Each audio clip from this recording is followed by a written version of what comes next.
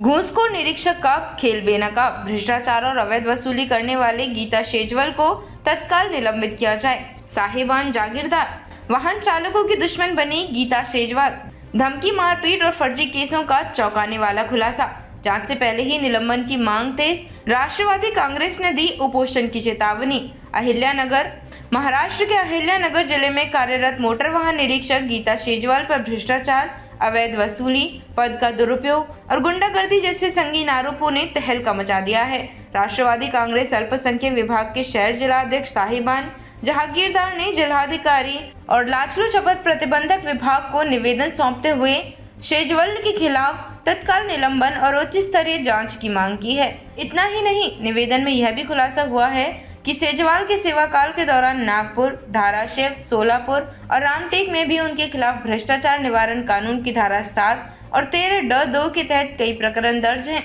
सबसे चौंकाने वाली बात यह है कि शेजवल पर वाहन चालकों से जबरन वसूली, मारपीट और फर्जी केस दर्ज करने की धमकी देने के भी आरोप लगे हैं। इतना ही नहीं, नियम बाह्य वाहनों को लांच के बदले छोड़ने के लिए उन्होंने कथित तौर पर रेड कार्ड और कोडवर्ड सिस्टम भी लागू किया। जानबूझकर अल्पसंख्यक समाज के लोगों को तकलीफ देने का काम कर रहे हैं, ऐसा हिंदनामा न्यूज से बात करते हुए कहा। साहिबान जहागीरदार ने साफ कहा है, अगर गीता शेजवल पर तुरंत कार्रवाई नहीं की गई तो उप प्रादेशिक परिवहन कार्यालय के सामने उपोषण छेड़ा जाएगा। अभी जिले में इस प्रकरण को लेकर हलचल तेज है। ट्रांसपोर्टर और वाहन मालिकों में भय का माहौल है। अब सबकी नजरें इस बात पर टिकी हैं कि क्या प्रशासन भ्रष्टाचार के इस जाल को काटने के लिए गीता शेजवल पर कठोर कार्यवाही करेगा या नहीं। मोटर वाहन निरीक्षक पदावर कार्यरत असलेले गीता शेजवाल नावाच्या एक अधिकारी यांचे काही धक्कादायक खुलासे पुरावेसहित आमच्या समोर आले। अनेक लोकांनी आमच्याकडे त्या ठिकाणी सर्वप्रथम त्यांच्याबद्दल तक्रार केली की रस्त्यावर चालणारे जेवढे निरपराध ट्रान्सपोर्ट करणारे जे लोक आहेत त्यांना विनाकारण मारहाण करणे, शिवीगाळ करणे, त्यांच्याकडून पैशाची मागणी करणे असे अनेक गंभीर स्वरूपाचे आरोप त्या ठिकाणी त्यांच्यावर लावण्यात आले।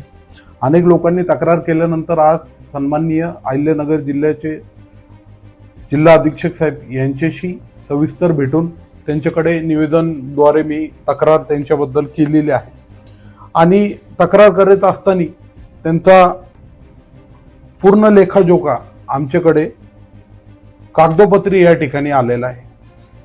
यांची जेवढी कारकीर्द राहिलेली आहे, कार्यरत आहे, हे सगळं वादग्रस्त आहे। याच्यापूर्वी ज्या ज्या जिल्ह्यामध्ये ते त्या ठिकाणी गेले ते विशेषतः म्हणजे 2 ते 3 वेळा त्यांचं निलंबन झालं। एका केसमध्ये तर आपण बघू शकतो की परिवहन विभागाने यांचा कारभार पेपरच्या बातम्यामध्ये सुद्धा आलेला आहे आणि जेव्हा यांचं निलंबन झालं तर यांचा जामीन सेशन कोर्ट, हायकोर्टाने नाकारलेला आहे आणि अनेक गंभीर स्वरूपाचे गुन्हे यांच्यावरती दाखल आहे। ते गुन्ह्यांचा पूर्ण तक्ता माझ्याकडे या ठिकाणी तपशील पूर्ण त्या ठिकाणी आलेला आहे। गंभीर स्वरूपाचे गुन्हे आहे। मागे यांनी एका ट्रक ड्रायव्हरला थांबवण्याकरिता यांनी दहशत माजवण्याकरिता आपली जे सर्व्हिस रिव्हॉल्वर असते त्याचा बेकायदेशीरपणे त्या ठिकाणी वापर केला, गोळीबार केली। त्यामध्ये त्यांचा आरोपी म्हणून त्यांना त्या ठिकाणी बनवण्यात आलं। त्याची सुद्धा पूर्ण लेखाजोखा या ठिकाणी आलेला आहे। त्याचप्रमाणे यांची मालमत्ता जेवढा गबाळ यांनी आजपर्यंत गोळा केलेला आहे ते सुद्धा कागदोपत्री या ठिकाणी सर्व खराडीमध्ये एक प्लॉट आहे, सोलापूरमध्ये एक घर आहे, आयरवाडी तालुका दक्षिण सोलापूरमध्ये एक घर आहे, काही जमिनी डोनगाव सोलापूर असे अनेक म्हणजे इतका मोठा जुन्नर तालुक्यामध्ये आहे। हे सगळं प्रॉपर्टी हे कुठून आली हे सगळं तपासणं गरजेचं आहे। यांचं जे वर्तन आहे लोकांमध्ये हे कुठंतरी थांबलं पाहिजे। प्रशासनाने याच्यावरती गंभीर स्वरूपाची या ठिकाणी दखल घेतली पाहिजे। सर्वात प्रथम यांना निलंबित केला पाहिजे।